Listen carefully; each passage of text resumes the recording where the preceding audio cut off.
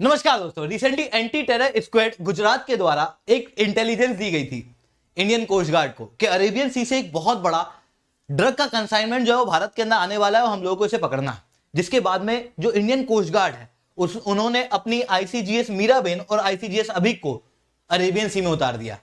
वहां पर पेट्रोलिंग ये लोग करने लगे और दूर से एक जहाज दिखाई दिया, जो जहाज इन कोस्ट गार्ड को देख के पलट के जाने लगा। और जब ये कोस्ट गार्ड को देख के पलट के जा रहा था तो इन कोस्ट गार्ड्स ने उस जहाज का पीछा किया, उसे गिरफ्त में ले लिया, जिसके बाद में लगभग 61 किलो का हीरोइन और 425 करोड़ का नारकोटिक जो है बरामद हुआ।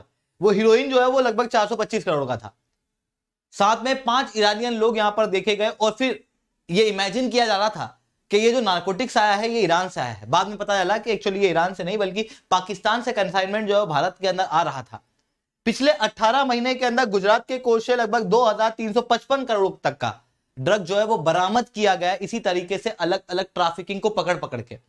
अब सवाल उठता है ड्रग ट्रैफिकिंग गुजरात के आसपास ही क्यों इतनी ज्यादा हो रही है, आजकल ये क्यों बढ़ती हुई दिखाई दे रही है, उन सारी चीजों के ऊपर मैं शुभेंद्र सिंह चौहान आप लोगों के साथ में डिस्कस करूंगा। बट उसके पहले आप लोग मेरे साथ में SRC10 टेलीग्राम ग्रुप के ऊपर जुड़ सकते हो। मेरे क्लास की अपडेट पीपीटी पीडीएफ आपको हमें मिल जाती है। इसके अलावा अगर आप लोग को अनअकैडमी का सब्सक्रिप्शन लेना है तो अभी होली का एक बहुत अच्छा ऑफर चल रहा है, जहां पर 18 महीने का सब्सक्रिप्शन के ऊपर आप लोगों को 6 महीने का एक्स्ट्रा एक्सटेंशन मिलेगा। साथ में आप नॉर्मल अगर प्लस का सब्सक्रिप्शन लेते हो तो आपको 3 और 4 महीने के एक्सटेंशन भी दिए जाएंगे। आइकॉनिक के ऊपर 18 महीने के ऊपर 6 महीने का एक्सटेंशन दिया जाएगा।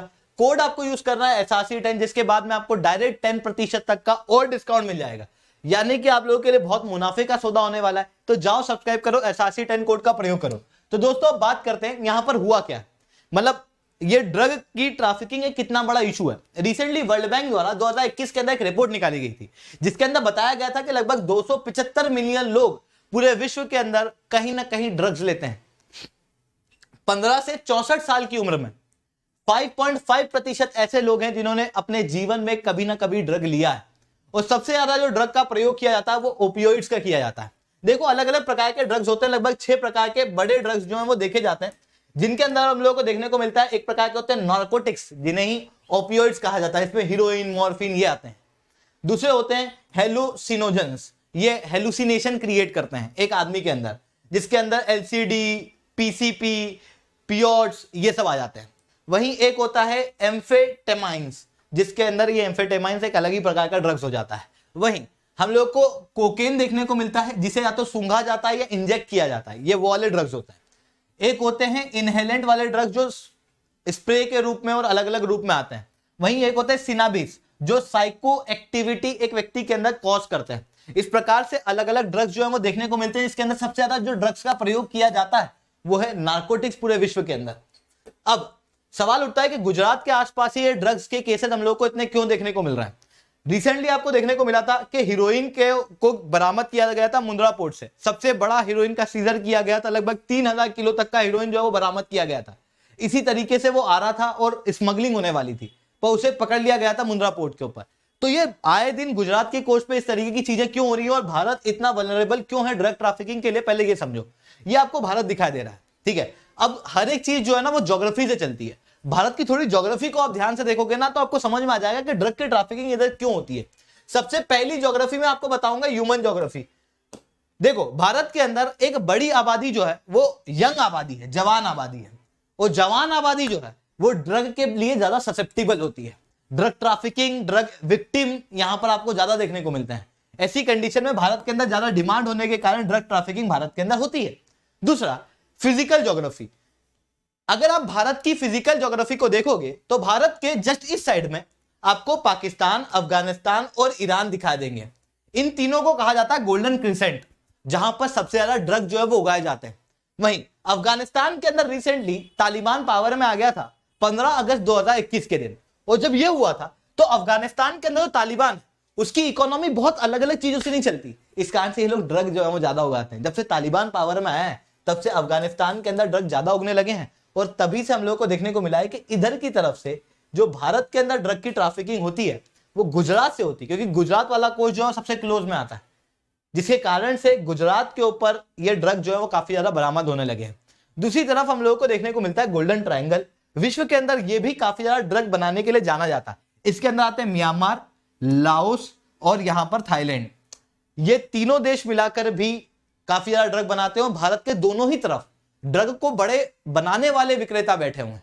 इस कारण से भारत के अंदर जो ड्रग ट्रैफिकिंग की ससेप्टेबिलिटी है, वल्नरेबिलिटी है, वो बहुत ज्यादा है। ये बात समझ में आई।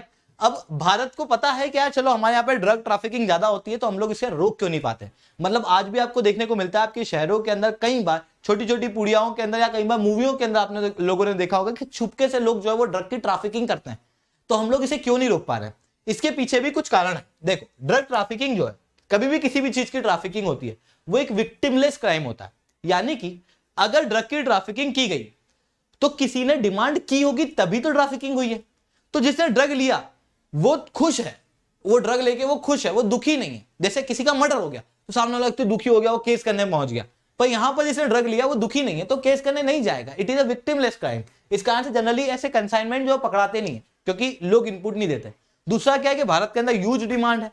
डिमांड होने के कारण ड्रग्स आते हैं और इसके अंदर बड़े बड़े माफिया वगैरह बैठे हुए हैं जो पैसे वैसे देके, करप्शन वगैरह देख करके चीजों को बचा लेते हैं। वहीं तीसरी तरफ अगर आप इस ड्रग को भी देखोगे, अभी जो कंसाइनमेंट मैंने आपको बताया, मैंने जानबूझ करके एग्जांपल लिया कि पहले ईरान लग रहा था, बाद में पाकिस्तान निकल गया। सोच पता ही नहीं चलता क्योंकि क्रॉस बॉर्डर क्राइम है, दूसरे देश से आ रहा है। और वहीं हम लोगों ने जिन्हें पकड़ा वो 5 ईरानियन लोग हैं जो ड्रग लेके भारत आ रहे थे, पर ये वो लोग नहीं थे जिन्होंने ड्रग की ट्रैफिकिंग करी। ड्रग की ट्रैफिकिंग वहां से कोई और ही कर रहा है जिसे तो हम पकड़ ही नहीं पा रहे हैं। तो यहां पर हम लोग को देखने को मिलता है कि सोर्स अननोन है, क्रॉस बॉर्डर क्राइम है। इस कारण से सामने वाला व्यक्ति पकड़ में नहीं आता है और जो लोग ड्रग की ट्रैफिकिंग कर रहे होते हैं वो करते जाते हैं। भारत की एक बड़ी बॉर्डर है, लगभग 15,200 किलोमीटर की।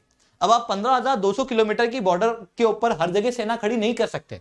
अभी भी कोस्ट गार्ड के द्वारा जब इनपुट दिया गया, कोस्ट गार्ड को जब इनपुट मिला तभी कोस्ट गार्ड ने इस ड्रग ट्रैफिकिंग को रोका, इसको पकड़ा। अगर वो इनपुट नहीं आता, इंटेलिजेंस इनपुट पता नहीं चलती तो नहीं पकड़ा था और शायद वो भारत के अंदर ये सारे ड्रग्स जो है वो एंटर कर जाते, भारत के मार्केट में एंटर कर जाते।